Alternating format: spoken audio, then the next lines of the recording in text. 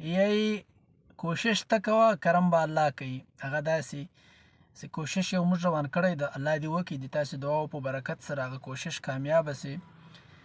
موږ امن کمیټۍ له ډاکټرانو صاحبانو سره یو دا کوشش روان کړی ده، کوم خلک چې سترګه یې ولاړه سي هغه له 25 له 13 له 15 ته 40 کلو پورې عمر وي او د هغه سترګه ضایع سي، سترګه یې دید نه جوړوي، شاته لایټ را روان وي، دا د سترګې یو خپل نظام وي، شاته لایټ راځي لیکن تور کاکای سي موږ ورته یایو، تور د سترګو دا یې خراب سوی.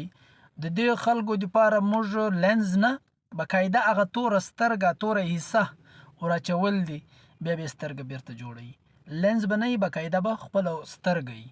دا کوشش موږ روان کړی ده او په دې به څونه خرچه کېږي، څونه لاګت به وي، مفت به وي. تاسې لپاره به مفت دا که خدای کول.